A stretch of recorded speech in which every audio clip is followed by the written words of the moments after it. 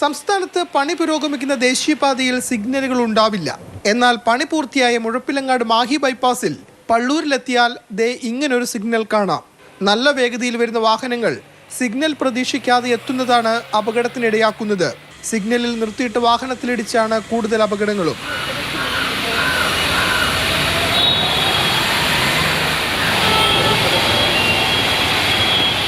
ബൈപ്പാസിൽ അപകടത്തിൽപ്പെട്ട വാഹനമാണിത്. ഏതാണ്ട് 50 ലക്ഷം രൂപയിലധികം വില വരുന്ന വാഹനം, അത്യാധുനിക വാഹനം, വലിയ സുരക്ഷയുള്ള വാഹനം. പക്ഷേ ഈ അപകടത്തിൽ ഈ വാഹനം പൂർണ്ണമായും തകർന്നുപോയി.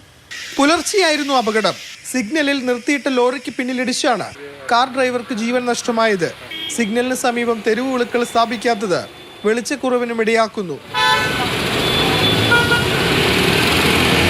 അപ്പോൾ ജനങ്ങൾക്ക് പോകുന്നതിന് മുന്നേ വണ്ടി കാണുന്നില്ല, മുന്നിലുള്ള വണ്ടിയും കാണില്ല, ഒന്നും കാണുന്നില്ല. സിഗ്നലിനെ പറ്റിയിട്ട് ജനങ്ങൾക്ക് അവബോധമില്ല.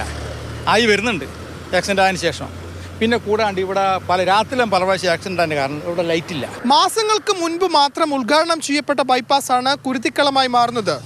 ട്രാഫിക് നിയമങ്ങൾ പലരും ഗൗനിക്കുന്നില്ല. ബൈപ്പാസിലൂടെ പോകുന്ന വാഹനങ്ങൾ പലതും ലൈൻ ട്രാഫിക് പാലിക്കാറില്ല. വേഗത കുറവാണെങ്കിലും ലോറികളുടെ സഞ്ചാരം ഡിവൈഡറിനോട് ചേർന്നുള്ള വരിയിൽ.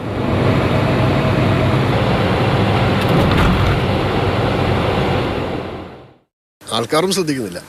ഓവർ സ്പീഡ്, ബൈക്കാർ ഹെൽമെറ്റ് ഇല്ലാണ്ട് പോകുന്നു, എല്ലാം വലിയ പ്രശ്നം തന്നെയാണ്.